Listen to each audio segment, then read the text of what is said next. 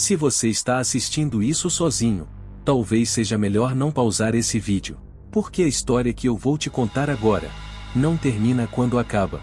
Ela continua dependendo de quem escuta. E algumas pessoas começaram a perceber coisas estranhas depois.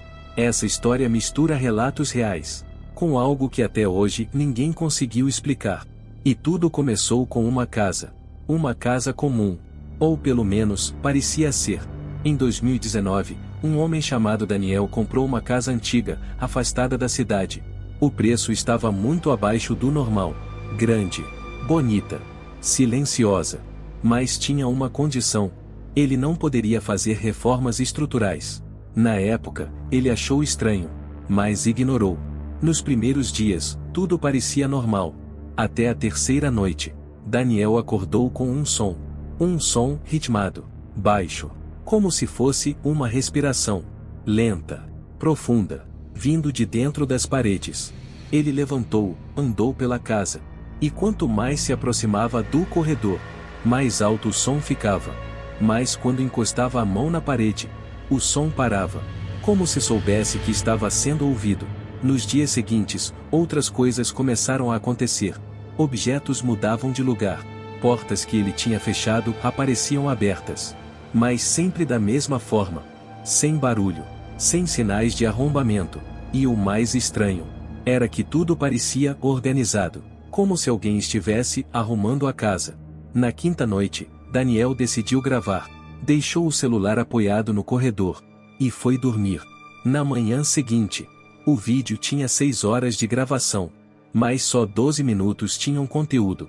O resto estava corrompido. Nos 12 minutos, o corredor estava vazio, silencioso. Até que, às 3h17 da manhã, algo acontece. A parede se move, não como uma porta, não como uma rachadura, mas como se estivesse respirando, expandindo e contraindo. E então, um som mais alto do que nunca. Uma respiração que não parecia humana. Assustado, Daniel decidiu pesquisar sobre a casa. Descobriu que ela tinha mais de 80 anos. E havia pertencido a uma única família. Mas o registro mais estranho era de uma reforma feita em 1987. Sem detalhes, sem autorização formal, sem descrição do que foi alterado. Apenas uma nota. Alteração interna concluída. Ele tentou encontrar antigos moradores. Depois de muita procura, encontrou uma senhora, a última pessoa que viveu lá. Quando ele mencionou a casa, ela ficou em silêncio por alguns segundos.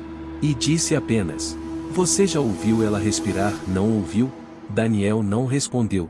Mas ela continuou: "Ela só faz isso quando reconhece alguém." A senhora contou que, décadas atrás, um dos moradores acreditava que a casa estava viva, que as paredes guardavam algo antigo, algo que não deveria ser encontrado.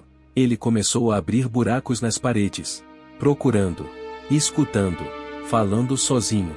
Até que um dia, ele simplesmente desapareceu. Depois disso, a família decidiu ocelar a casa. Foi aí que fizeram a tal reforma. Fecharam tudo, isolaram, esconderam. Mas nunca disseram o que. Naquela noite, Daniel fez algo que não deveria. Ele abriu a parede, exatamente no ponto onde o som era mais forte. Demorou horas, mas conseguiu. E atrás da parede, não havia concreto, nem tijolo. Havia um espaço vazio, escuro, profundo, como um corredor dentro da própria casa.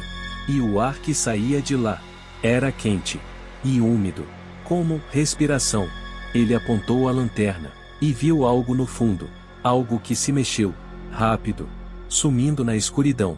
Na mesma noite, Daniel começou a ouvir passos, vindos de dentro das paredes, correndo, se aproximando, parando, e então, batidas.